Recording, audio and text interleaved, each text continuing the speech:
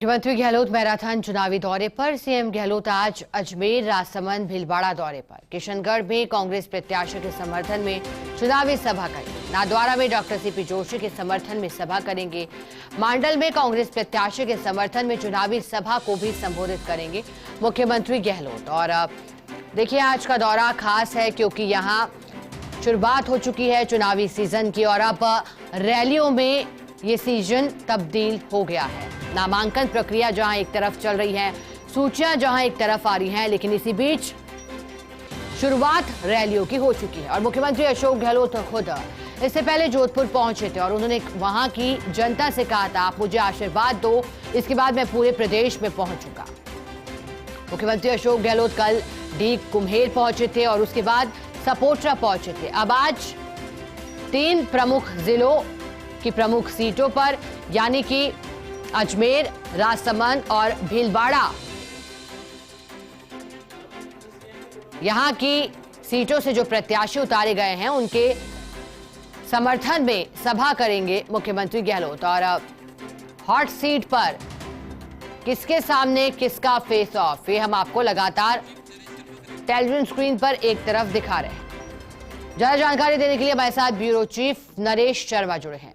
नरेश जी, मुकाबला तो रोचक होने वाला है, लेकिन मुख्यमंत्री अशोक गहलोत कल भी जब पहुंचे थे डी कुम्हेर और सपोटरा, तो मुख्यमंत्री अशोक गहलोत ने निशाना साधा था केंद्र सरकार पर ईडी की कार्रवाई को लेकर और साथ ही कांग्रेस के वो 7 वचन दोहराए थे। आज की सभा में क्या खास रहेगा?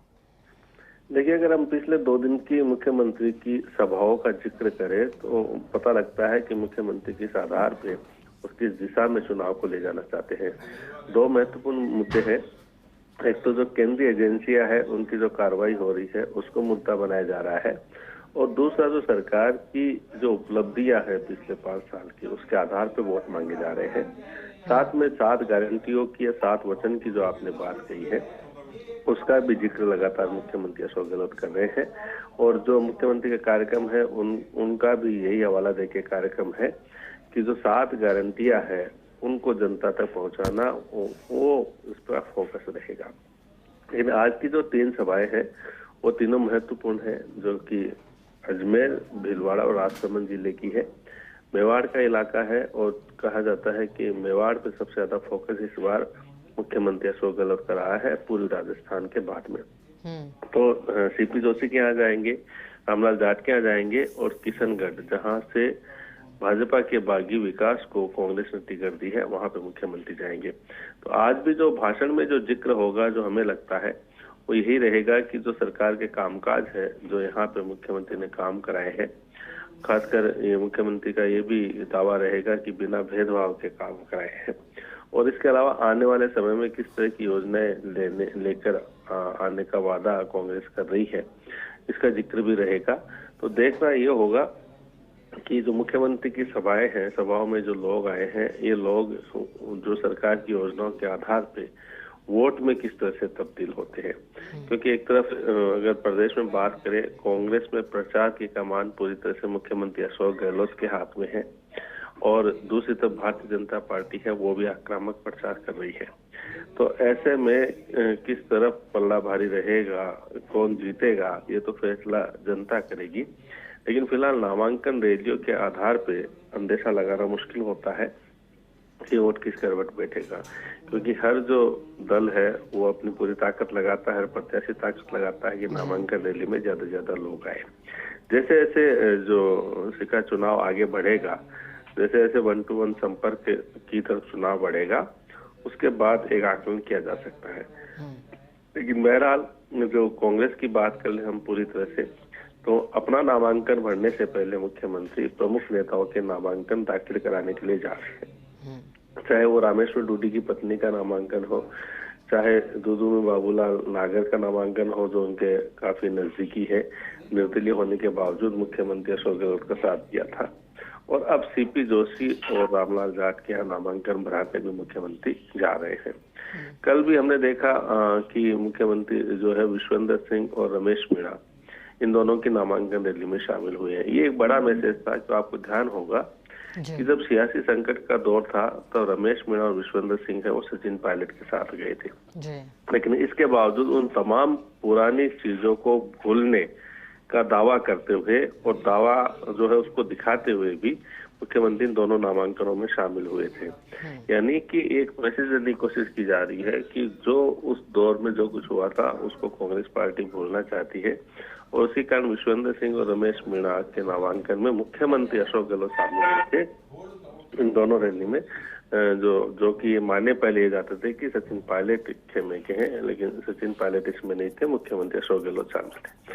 तो कांग्रेस पार्टी जो है एक मैसेज भी इन रैली के माध्यम से, मुख्यमंत्री अशोक गहलोत भी इन रैली के माध्यम से मैसेज देना चाहते हैं कि पूरी पार्टी एकजुट है और भले ही सियासी संकट के दौर में कौन कहीं भी रहा हो, लेकिन अब सभी एक साथ है और इसी कारण से मुख्यमंत्री खुद अधिकांश जगह पे, क्योंकि देखिए सब जगह जाना तो मुश्किल होता है और आज का दिन है और फिर 6 नवंबर 2 ही दिन बाकी है जब नामांकन रैलियां होगी। 6 नवंबर को खुद मुख्यमंत्री अशोक गहलोत को अपना नामांकन दाखिल करना है और वहां पे कांग्रेस के जो राष्ट्रीय अध्यक्ष मल्लिकार्जुन खड़गे वो आएंगे जोधपुर में, वो सभा करेंगे।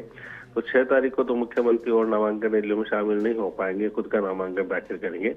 ऐसे में आज की जो 3 रैलियां है उसमें मुख्यमंत्री शामिल होंगे। इसके बाद जो कांग्रेस की गारंटी यात्रा निकलेगी उस यात्रा के माध्यम से भी मुख्यमंत्री की कोशिश ये है कि 7 संभागों में अलग अलग जगह अधिक से अधिक विधानसभा सत्र जो क्षेत्र है उनको कवर करते हुए वहां पे रैलियां करें, कांग्रेस के लिए वोट मांगे।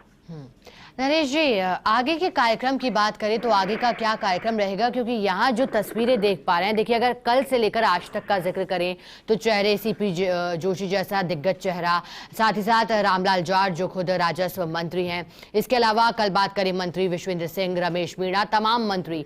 तो क्या रणनीति रहेगी? क्या इसके अलावा जो नए उम्मीदवारों को भी उतारा गया, जैसे विकास चौधरी का जिक्र करें, हालांकि बीते विधानसभा चुनाव में उन्हें हार का सामना करना पड़ रहा था, लेकिन अब बात थी कि वो सक्रिय रहे थे किशनगढ़ में और इस सक्रियता के नाते ही उन्हें टिकट दिया गया है, उन पर दांव खेला गया है।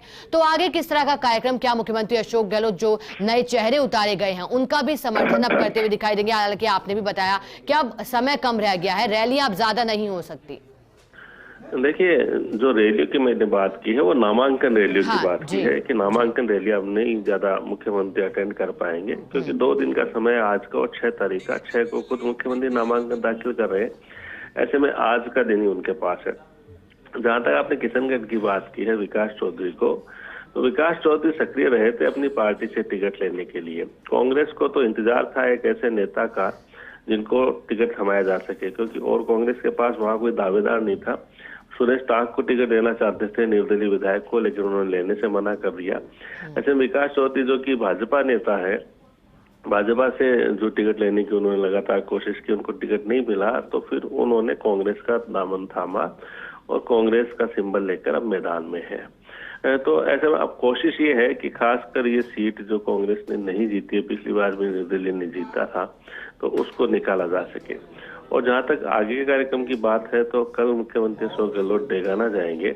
भले कल नामांकन नहीं है लेकिन एक मैसेज देने की कोशिश करेंगे। डेगाना से विजयपाल मिर्धा आते हैं जो कि मंत्री लालचंद कटारिया के दामाद है, उनको कांग्रेस ने टिकट दी है। खुद लालचंद कटारिया चुनाव नहीं लड़ रहे, तो खासकर नागौर की राजनीति में भी एक हलचल सी मचे, इसके लिए मुख्यमंत्री अशोक गहलोत का कल का संक्षिप्त दौरा रहेगा और कल ही मुख्यमंत्री वहां से जोधपुर जाएंगे। ठीक है नरेश जी, बहुत शुक्रिया आपका साथ जुड़ने के लिए।